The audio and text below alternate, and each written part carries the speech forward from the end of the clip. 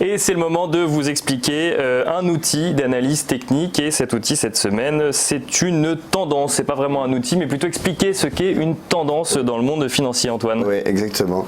Alors déjà, une tendance, c'est vrai que dans l'analyse technique, c'est un peu la base du concept de l'analyse technique, puisque l'analyse technique prend en compte que les prix sur un graphique évoluent en tendance.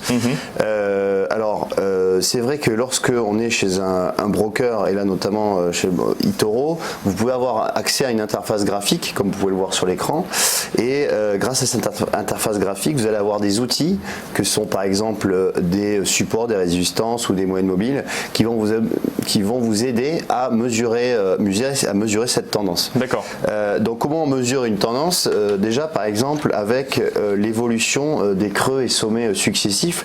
Là on voit que l'évolution des creux et sommets a une direction vers le bas. D'accord. Donc ça correspond à une tendance à la baisse, pardon. Bien sûr. À la baisse. Et par exemple cette phase ici, on voit que les creux et sommets sont plutôt ascendants, donc c'est une tendance à la hausse.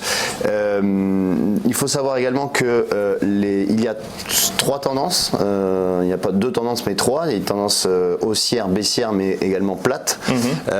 C'est lorsque le marché évolue justement sans tendance, mais il faut vraiment le considérer parce que ça peut être des phases de consolidation avant le retournement d'une tendance. Et c'est vrai également, nous avons un outil très important que vous pouvez trouver sur cette interface graphique, c'est les moyennes mobiles, c'est la moyenne mobile 50 qui est indiquée sur le graphe, qui va vous indiquer également la pente de la tendance. Donc là on voit qu'effectivement la tendance est baissière, et ici on voit que la tendance repart à la hausse. C'est un petit mot de définition sur la moyenne mobile, du coup, oui, comment ça fonctionne? Alors la moyenne mobile, c'est que ça correspond effectivement, alors vous avez des moyennes mobiles avec un nombre. Alors, par exemple là ici c'est la moyenne mobile 50 période, 50 jours, parce qu'on est sur un graphique journalier.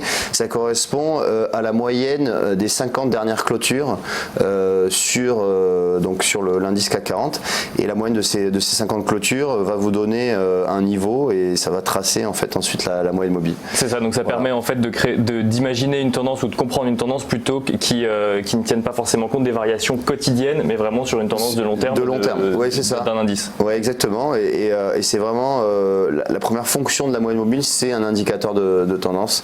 Et là on voit par exemple récemment, on voit que la moyenne mobile est en train de s'aplatir sur le CAC 40, ce qui veut dire que le CAC là est rentré depuis à peu près un mois dans une phase sans tendance. On reste effectivement entre 5250 et 5500 points, et du coup là le marché se cherche un petit peu, donc c'est peut-être plus compliqué d'agir dans des marchés actuels sans tendance.